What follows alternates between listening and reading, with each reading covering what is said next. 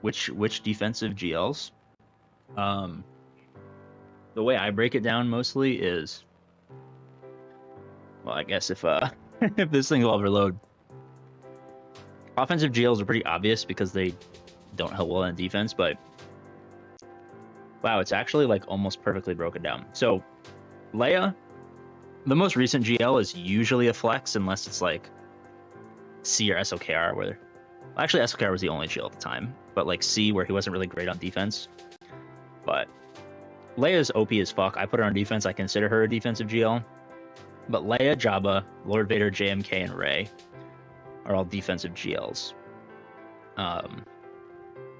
These three right here, the offensive GLs, JML, I guess I'll talk about why, but JML, C, and SOKR, their hold percentages across a myriad of counters are just so low relative to the other five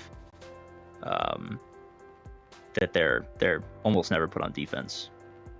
I mean, a good barometer is if you put a GL on defense, can you beat it with a bad backbone team? And not even a bad backbone team, because prior to Cal Kestis, I mean, you could put JML on defense, and you could full auto Malgus it, which was still an expensive counter, but I mean, it wasn't great. You could also,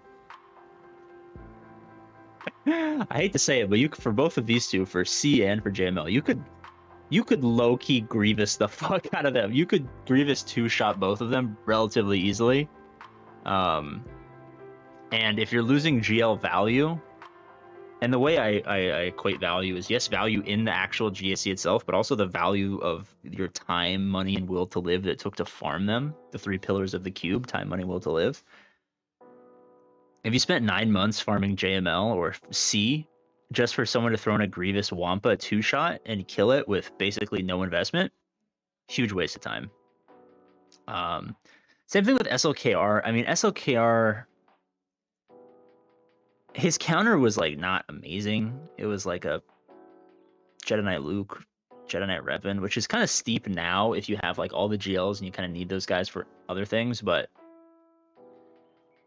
I mean, I've frequently gassed SLKR if it's not a great SLKR team, if their mods are shit and they don't use Datacrons.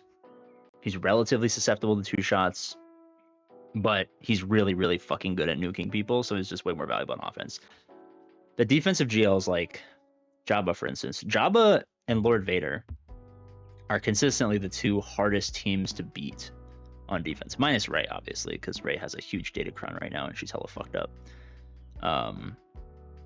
But these two motherfuckers always have high hold rates, and they always seem to catch a good Datacron as well. So at the top end, you know, if you have like 2 total Datacrons for your whole roster and one of them is for fucking Lord Vader or Jabba, I mean, you know you're going to get some extra mileage out of them. JMK I mean, he's losing value now because of the pyramid scheme of success, of sadness, of success. But just by the fact that he has Cat and you can turn one delete someone, unless you have a team like, I don't know, like Rey with Ben Swallow or something like that, where you can kind of avoid or get around the execute or the insta-kill. He's consistently really good on defense.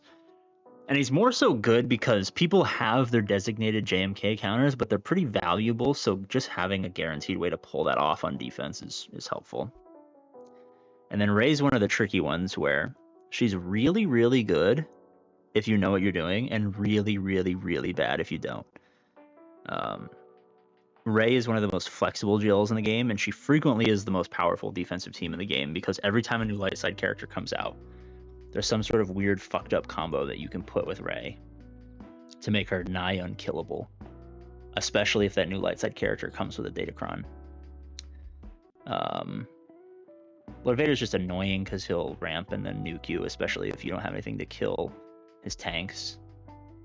But yeah, going back to your original question of what are the defensive GLs, Leia, Jabba, Lord Vader, JMK, Rey are defensive GLs. The other three are offensive, and there is a pretty big premium on defensive GLs because, well, obviously, offensive GLs can beat one team, and defensive GLs have the chance to be more than one team, so they're just inherently more valuable. Yeah, that is defensive GLs and offensive GLs in a nutshell. Thank you for watching. Bye bye.